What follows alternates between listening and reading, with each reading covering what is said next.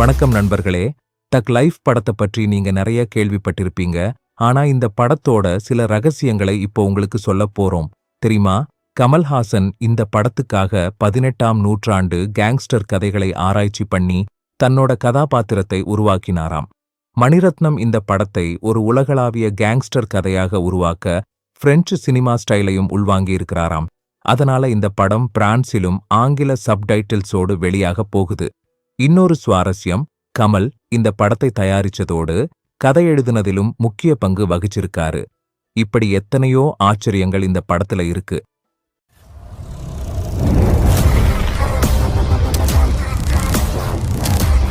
இந்த வீடியோவுல டக் லைஃப் படத்தோட முக்கிய பேட்டிகளையும் ரசிகர்களின் உற்சாகத்தையும் உங்களுக்கு கொண்டு வரப்போறோம்.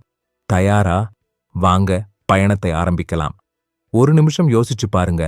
மணிரத்னம் ஏன் 37 வருஷங்களுக்கு பிறகு கமலோடு இணைஞ்சு மறுபடியும் ஒரு கேங்ஸ்டர் கதையை எடுக்கிறாரு?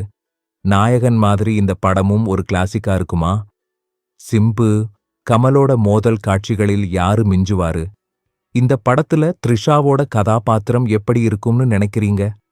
இந்த கேள்விகளுக்கு உங்க பதில்களை கமெண்ட்ஸில் சொல்லுங்க. உங்களோட எதிர்பார்ப்பை எங்களோட பகிர்ந்துக்கோங்க. இப்போ டக் லைஃப் படத்தோட சிறப்புகளை பார்க்கலாம்.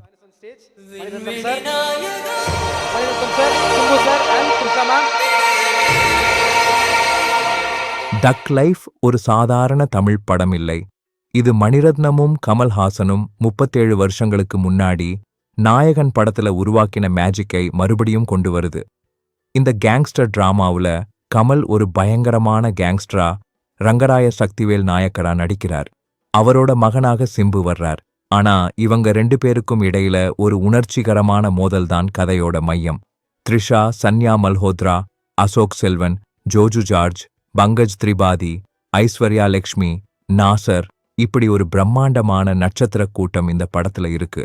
A.R. ரஹ்மானோட இசை, உலகத்தரம் வாய்ந்த ஒளிப்பதிவு மற்றும் மணிரத்னத்தோட தனித்துவமான இயக்கம் இந்த படத்தை ஒரு சினிமா பயணமாக மாற்றப் போகுது. இந்த படம் உலகளவில் தாக்கம் ஏற்படுத்துற மாதிரி பிரெஞ்சு மொழியிலும் வெளியாக போகுது. இது தமிழ் சினிமாவுக்கு ஒரு பெருமை.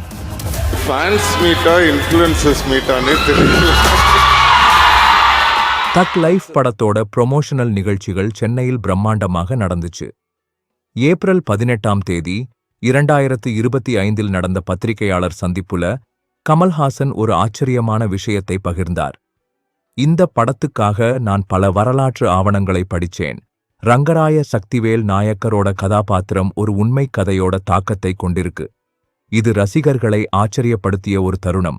மணிரத்னம் கமலோடு வேலை செய்கிறது பற்றி பேசும்போது, கமல் ஒரு கலைஞனுக்கு மட்டுமல்ல, ஒரு இயக்குனருக்கும் ஒரு பொக்கிஷம். அவரோட உற்சாகம் செட்டை உயிர்ப்போடு வச்சிருக்குன்னு சொன்னாரு. சிம்பு தன்னோட பேச்சுல நகைச்சுவையையும் உணர்ச்சியையும் கலந்து கலக்கினார். முதல் நாள் ஷூட்டிங்கில் கமல் சார் முன்னாடி நிக்கும்போது நான் ஒரு ரசிகனா மாறிட்டேன். மணிரத்னம் சார் சொன்ன காட்சியை எப்படி நடிக்கிறதுன்னு ஒரு நிமிஷம் மறந்துட்டேன். இது ரசிகர்களை சிரிக்க வைச்ச ஒரு தருணம். த்ரிஷா பொன்னியின் செல்வன் படத்துக்கு பிறகு மணிரத்னத்தோடு இணைஞ்சது பற்றி பேசினார். ஒவ்வொரு மணிரத்னம் படமும் ஒரு பயணம். இந்த படத்துல என் கதாபாத்திரம் ரசிகர்களுக்கு ஒரு ஆச்சரியமாக இருக்கும். ஜோஜு ஜார்ஜ் உணர்ச்சி ததும்ப பேசினார். கமல் சார் மற்றும் மணிரத்னம் சாரோடு வேலை செய்கிறது ஒரு கலைஞனோட கனவு. இந்த படம் எனக்கு ஒரு புது அனுபவம். அசோக் செல்வன், நான் கமல் சாரோட ரசிகனா இருந்து இப்போ அவரோடு நடிக்கிறது ஒரு மறக்க முடியாத தருணம்னு பகிர்ந்தார். அபிராமி, விருமாண்டி படத்துக்குப் பிறகு கமலோடு இணைஞ்சது பற்றி, இது ஒரு முழுவட்டமாக முடிஞ்ச மாதிரி இருக்கு. இந்த படத்துல இருக்கிறது ஒரு பாக்கியம்னு சொன்னாரு. இந்த பேட்டிகள் ரசிகர்களை உற்சாகப்படுத்தி படத்தோட எதிர்பார்ப்பை இன்னும் உயர்த்தி இருக்கு.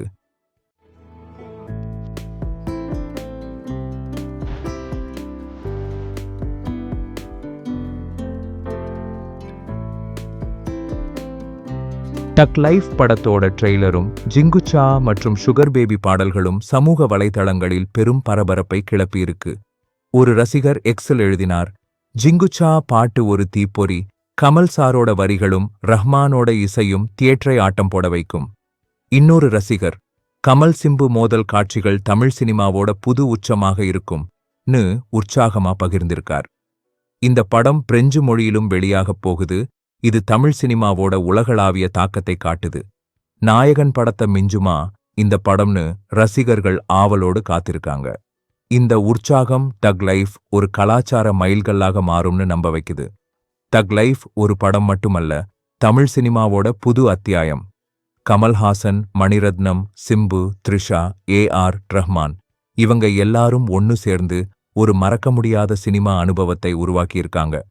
ஜூன் 5ஆம் தேதி 2025 திரையரங்குகளில் இந்த படத்தை பார்க்க மறக்காதீங்க.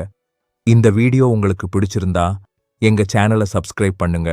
உங்க எதிர்பார்ப்புகளை கமெண்ட்ஸில் சொல்லுங்க மற்றும் இந்த வீடியோவை உங்க நண்பர்களோடு ஷேர் பண்ணுங்க. தக் லைஃப் வெளியான பிறகு ஒரு விரிவான ரிவ்யூ வீடியோவோடு மறுபடியும் உங்களை சந்திக்கிறோம். அதுவரை தக் லைஃப் வாழ்க. இங்கே விற்க வந்தது தக் லைஃப் அல்ல, நல்ல சினிமாவை.